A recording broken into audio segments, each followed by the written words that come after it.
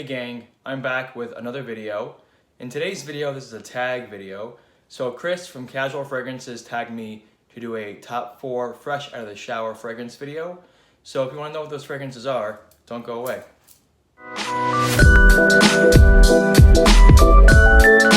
So welcome back everyone. Before we get into the video, if you haven't already guys, please click the subscribe button and the bell to be notified of any future videos, content, and giveaways. So this video is a tag video. So Chris from Casual Fragrances tagged me to do a top 4 fresh out of the shower fragrance video. So Chris, thanks so much, man, for tagging me. I really appreciate it. This is a very fun video for me to do. I love watching your content. You're a good guy, and keep doing what you're doing, pal. Keep up the good work. So this video is a really unique video because in my collection, I don't have a ton of freshies, or I don't have a ton of fragrances that I consider very fresh out of the shower. But I had to pick 4 and I chose these. So with that being said, let's get into it. The first one is going to come from a house that I really love. This is from a Turkish house, and this one comes from the house of Nishane. This one is Wulangcha. So Wulangcha for me is a not very talked about fragrance. I have seen videos about this on YouTube and it's mentioned here and there. But this one is a really excellent summer fragrance. I love this one. I actually wore this yesterday as my scent of the day. It's really fantastic. And it's very shower or out of the shower fresh appropriate. It's not as like a fresh like you would find in a, for example, like a, I don't know, a Bentley or a Calvin Klein kind of a fresh, but it has a very fresh take on it. And I love this one. It's very, I'm gonna use the word fresh a lot in this video, guys, so just be prepared for that. It's very fresh and clean, but it's also got nuances of other more complex and a little bit of a darker kind of qualities to it. It's got musk, it's got this really wonderful black tea note that I truly love and I'm drawn to. Not a black tea for per se like a Creed Silver Mountain Water kind of black tea, but it's a very oriental kind of black tea note that I love. Yeah, but for me, this is all about that kind of that very vibrant and zesty oranges from the bergamot and the orange, some of the lemon, and then you get that black tea. There's a slight musk in there that you get in the dry down, but it's very vibrant, it's very fresh. I love putting this one on right after a shower. It makes me feel even more clean, if that makes sense. The longevity with this one is excellent, as all Nishanes are. This is an extrait de parfum. It is unisex. Definitely check this one out if you haven't tried it already. So the next one is coming from one of my favorite houses. This is one of my absolute favorites in the collection, and one that I reach for quite often in the summertime, but also one that I put on after a shower because that makes me feel very zesty and very soapy and clean. This one is from the house of Bergdorf, and this one is Pico Viodama. So Pico Viodama is coming from their 1717 Stone collection. This one I've talked about in other videos, I believe my top 20 summer fragrance video. But this one honestly can be its own video amongst other top 10s and top 20s. This lives and stands on its own. This is an absolute stunning fragrance. It's opulent, it's regal, it's sophisticated, but it's also underwhelming in a way that it's not in your face and screaming. But that being said, its longevity is absolutely stellar.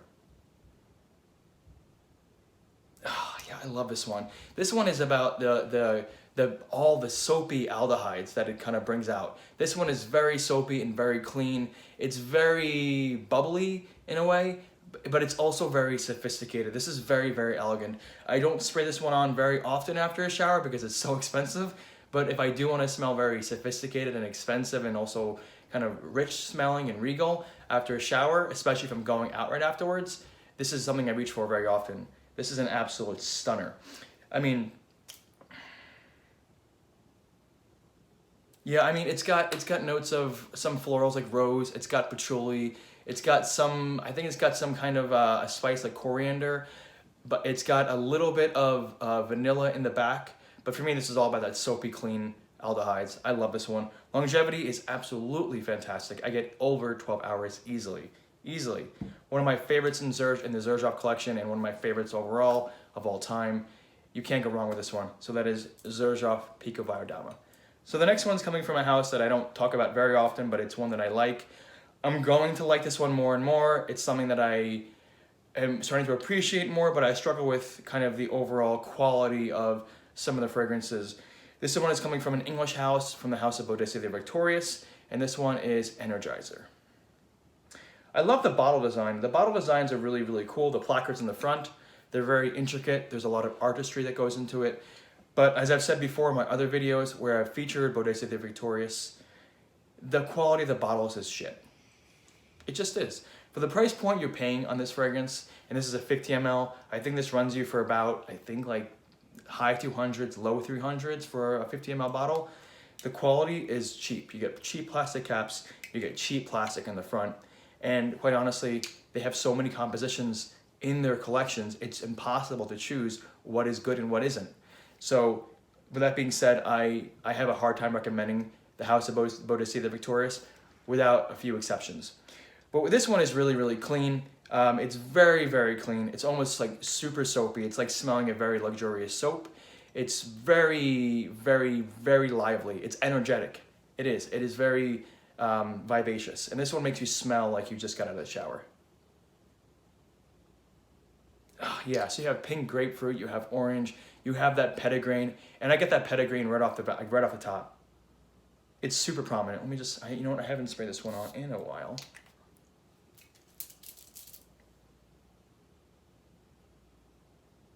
Oh yeah, it's super soapy. The grapefruit and that orange and some of the other citruses really stand out. The petitgrain, you get some vetiver in there that kind of gives it an earthy greenness, so sort of an herbaceousness to it. But it's very, very like just smelling the luxurious soap.